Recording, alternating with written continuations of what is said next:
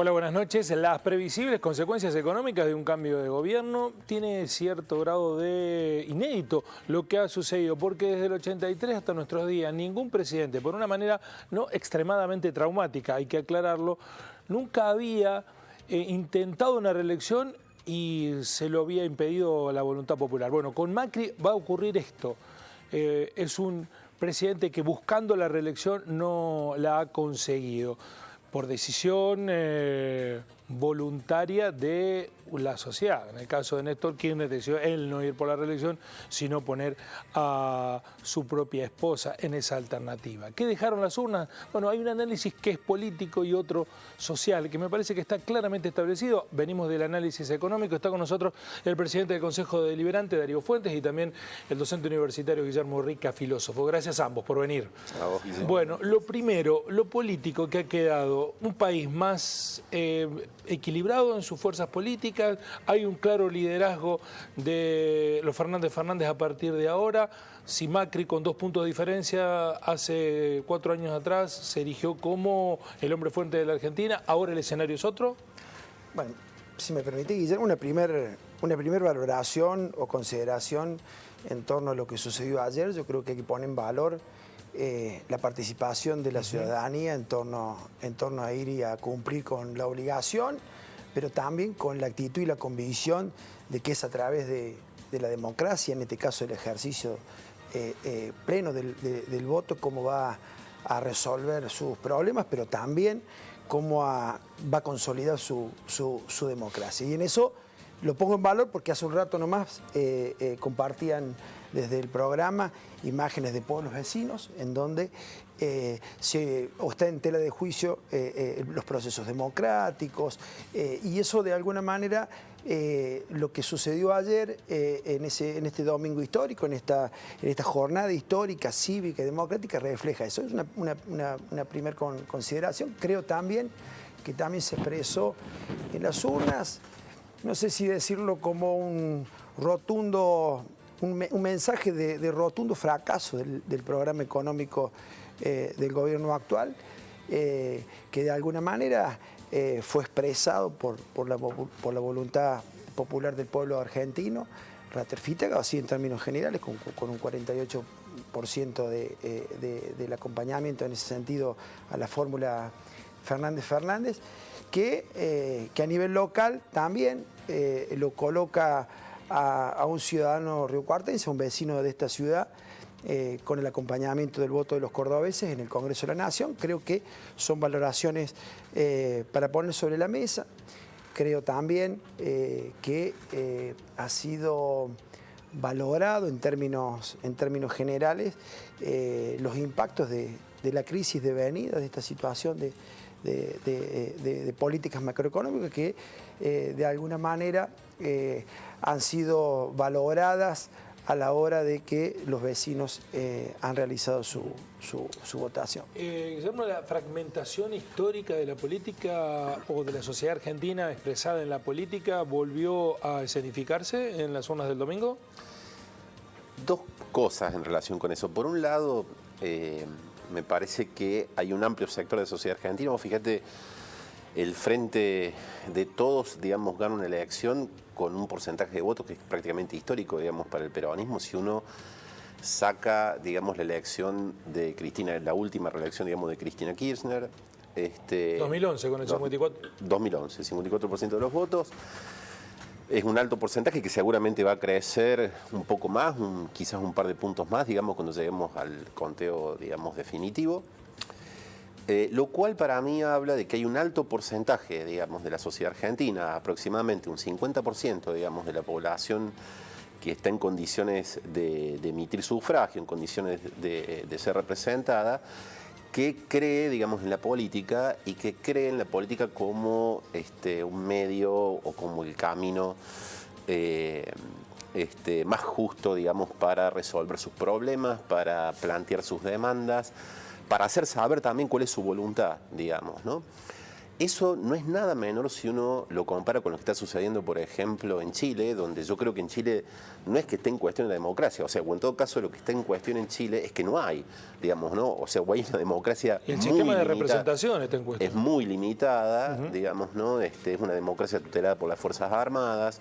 Lo que está en cuestión seriamente en Chile, digamos, es el neoliberalismo como horizonte, digamos, para las sociedades latinoamericanas, que eso no solo está pasando en Chile, está pasando también, ha pasado en Ecuador, está sucediendo también, digamos, en Haití, acaba de suceder en Honduras. O sea, hay una crisis, digamos, del neoliberalismo en la región que tampoco hay que ignorar que es un tipo de política promocionada por el Departamento de Estado de Estados Unidos, porque Estados Unidos está en una situación muy complicada de guerra comercial y no solo comercial, digamos, en el mundo, está perdiendo, digamos, su hegemonía, digamos, a nivel mundial y necesita, digamos, someter a América Latina para que paguemos la crisis, podríamos decir, que de la su fuga propia de 22 mil millones de dólares entre las PASO y ahora, si no está prohijada por un amparo del Departamento de Estado de los Estados Unidos, no se hubiera producido, ¿no? Digámoslo de paso también, la campaña por la reelección, digamos, más cara de la historia de la democracia, digamos, ¿no? Para todos los argentinos. ¿Y el otro componente mencionaba, dos componentes? Hay, por un lado, ese componente que a mí me parece muy alentador, digamos, o sea, estamos hablando de una cultura democrática que está muy arraigada, digamos, en amplias franjas y en amplios sectores de la población. Y por otro lado también, digamos, otro sector de la sociedad polarizado, digamos, en contra de este sector del que venía hablando, en contra de este pueblo democrático, ¿sí? Que ha sido muy capturado, digamos, en su subjetividad, su sensibilidad por los dispositivos y por los discursos del neoliberalismo, que genera algunas cosas... ¿Pero no será que le guste ese modelo? Genera algunas cosas para pensar, digamos, ¿no? Porque es un poco difícil de explicar, digamos, desde un análisis, si querés, sociológico clásico, cómo es posible que una ciudad que tiene casi más del 40%, digamos, de su población bajo la línea de pobreza, como es la ciudad de Río Cuarto, las políticas, digamos, de Macri hayan logrado, digamos, semejante, digamos, nivel de adhesión, ¿no? 50%, más de un 50% de adhesión. O sea, no se explica en términos estructurales eso no se explica en términos económicos, hay algo más, y eso tiene que ver con que el neoliberalismo efectivamente es mucho más que un proyecto económico, es un proyecto de modelación de las subjetividades, de modelación, digamos, de las sensibilidades, ¿sí? De captura, digamos, en gran medida de las sensibilidades. Yo le llamo, o sea, lo que el neoliberalismo instaura es una suerte de sociabilidad del desprecio, que por supuesto no es consciente, porque como dice un colega y amigo, Roque Farrán, ¿no? O sea, nuestras pulsiones más mortíferas son inerciales, digamos, y inconscientes, digamos, no hace falta que sean deliberadas, ¿no? Hoy Oscar Alemán habló de esto, ¿no? Sí, tal cual. Mencionó que habrá que preguntarse, ese 40% que surge claramente como un bloque opositor al gobierno que vendrá, ¿hará difícil la gobernabilidad?